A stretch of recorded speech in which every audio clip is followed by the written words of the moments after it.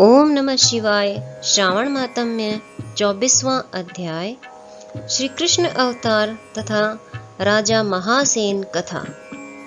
भगवान शंकर सनत कुमार से बोले, हे महर्षि, पूर्व कल्प में दैत्यों के अत्याचारों से पीड़ित होकर पृथ्वी ब्रह्मा जी के पास गई।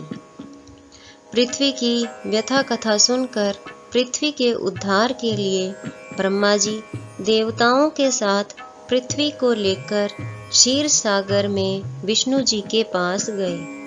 ब्रह्मा जी के मुख से पृथ्वी की कथा सुनकर भगवान श्री हरि ने कहा, आप लोग डरो नहीं, मैं शीघ्र ही देवकी के गर्भ से अवतार लूंगा और पृथ्वी से असुरों का विनाश कर पृथ्वी के कष्टों को दूर कर दूंगा।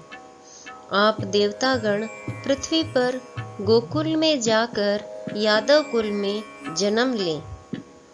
भगवान श्री कृष्ण के जन्म लेने पर कंस के अत्याचारों के डर से वासुदेव उनको गोकुल में नंद बाबा के यहाँ छोड़ आए। वहां पर उनका लालन पालन बड़े चाव से किया गया। जब भगवान श्री कृष्ण कुछ बड़े हुए तो उन्होंने कंस तथा उसके गणों का मथुरा आकर वध कर डाला और अपने माता पिता देवकी वासुदेव को कंस की जेल से छुड़ाया। मथुरा वासियों ने भगवान श्री कृष्ण से प्रार्थना की, हे शरणागत वत्सल, आपको हम नमस्कार करते हैं, हमारी रक्षा करो। हे देव, किसी को भी आपके जन्मदिन का ज्ञान नहीं है। आपके जन्मदिन का ज्ञान होने पर हम उस दिन वृद्धापनोत्सव मनाना चाहते हैं। भगवान श्री कृष्ण ने उनकी भक्ति, श्रद्धा तथा आत्मीयता देखकर उनसे जन्म दिवस में होने वाले कार्य को कहा। उन मथुरा वासियों ने भगवान कृष्ण का कथन सुनकर उसी विधान से व्रत किया। भगवान ने उन लोगों को अनेक वर प्रदान किए। हे सनत कुमार, इस संबंध में मैं तुम्हें एक प्राचीन कथा सुनाता हूँ। अंग देश में मित्रजीत नाम का एक राजा था। उसके पुत्र का नाम महासेन था। वह अत्यंत साधु स्वभाव वाला राजा था। वह प्रजा की अपने प्राणों से भी अधिक रक्षा करता था। प्रजा भी उस पर अपने प्राण छिड़कती थी। परंतु वह अचानक पाखंडियों के संपर्क में आ गया।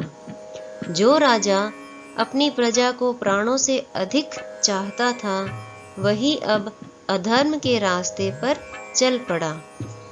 वह वेद, शास्त्र तथा पुराणों की निंदा करने लगा और वर्णाश्रम धर्म से द्वेष रखने लगा।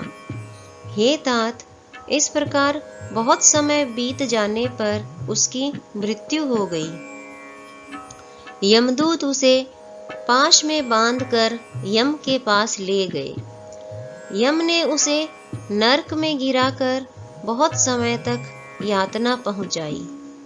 नरक की यातना भोग कर वह पिशाच योनि में गया।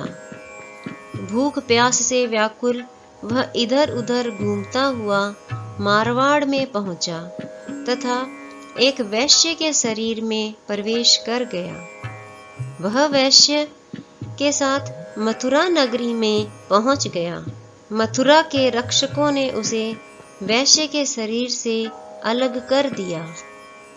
वहां वह वनों तथा ऋषियों के आश्रमों में घूमता हुआ भगवान की कृपा से जन्माष्टमी के दिन ऋषियों तथा ब्राह्मणों द्वारा की जाने वाली महापूजा में शामिल हो गया। वह वहां रात भर जागता रहा और हरि कीर्तन का आनंद लेता रहा। वह भगवान की कृपा से उसी क्षण निष्पाप, पवित्र और स्वच्छ चरित्र का होकर प्रेत शरीर को छोड़कर विमान द्वारा विष्णु लोक में पहुंच गया। इस व्रत के प्रभाव से वह मोक्ष को प्राप्त हुआ। यह व्रत सब इच्छाओं को पूर्ण करने वाला है। इसके करने से मनुष्य को सब अभिष्ट प्राप्त हो जाते हैं। विद्वानों का कर्तव्य है कि वे श्री कृष्ण जन्म का विधान लिखकर इसका प्रचार प्रसार करें। इसी के साथ श्रावण महात्म्य का 24वां अध्याय पूर्ण हुआ। ओम नमः शिवाय।